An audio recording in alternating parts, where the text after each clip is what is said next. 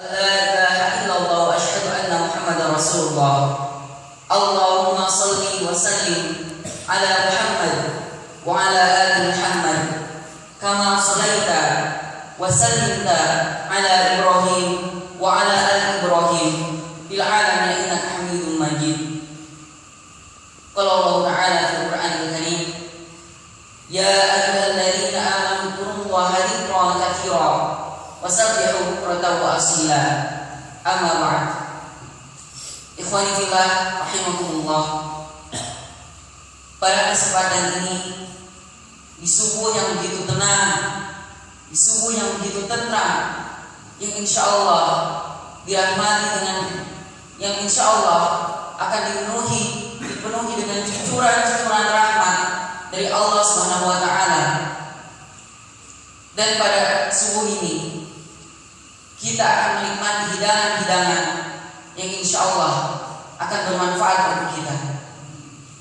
Berbicara tentang hidangan pagi hari tentunya, mungkin sebagian orang akan berpikir tentang secangkir kopi, berpikir adanya segelas teh, adanya sepotong roti, adanya segelas jus.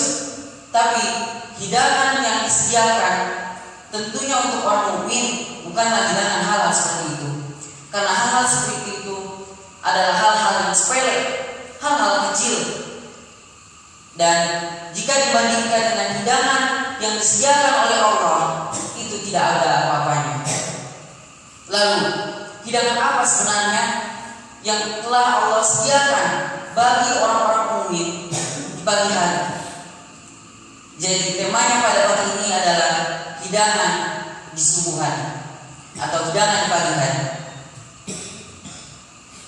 Ikhwani mahbubun, hidangan yang pertama yang Allah sediakan bagi kita, kita mulai dari waktu subuh. Dari waktu subuh Allah telah menyediakan hidangan bumi dan seisinya. Bayangkan, Allah telah menyediakan bumi dan seisinya. Lalu bagaimana untuk mendapatkan hidangan bumi dan seisinya ini? Dalam sebuah hadis yang diriwayatkan oleh Muslim, bahwa 2 rakaat salat fajar itu lebih baik daripada bumi dan seisinya. Bayangkan, hanya dengan salat 2 rakaat kita sudah bisa mendapatkan bumi dan seisinya. Lalu kemudian bergeser sedikit dari waktu subuh tersebut, kemudian kita membaca zikir pagi, kita sudah mendapatkan banyak hidayah, banyak hidangan di situ. Salah satunya adalah kecukupan akan kebutuhan kita, yang hanya itu dipenuhi hanya dengan membaca 3 surat terakhir dari Al-Quran, Al-Ikhlas, Al-Falaq, dan An-Nas. Dan itu sama dengan balasannya akan mencukupi semua kebutuhan kita. Kemudian membaca ayat kursi, itu sudah memberikan jaminan kepada kita sebuah penjagaan dari pagi sampai sore. Kemudian doa-doa yang lain yang dibaca ketika zikir pagi tersebut, itu sudah menjadi jaminan memberikan kita banyak sekali perlindungan dari azab kubur, dari azab neraka, dan banyak lagi. Bahkan langsung perlindungan yang begitu dekat dengan kita, yang kalah dengan bodyguard yang ada saat ini. Kemudian kita membaca sholawat, itu sudah memberikan jaminan kepada kita untuk mendapatkan syafaat di hari kiamat. Membaca sayyidul istighfar, itu sudah memberikan kita hidangan, memberikan kita jaminan untuk menjadi ahli surga.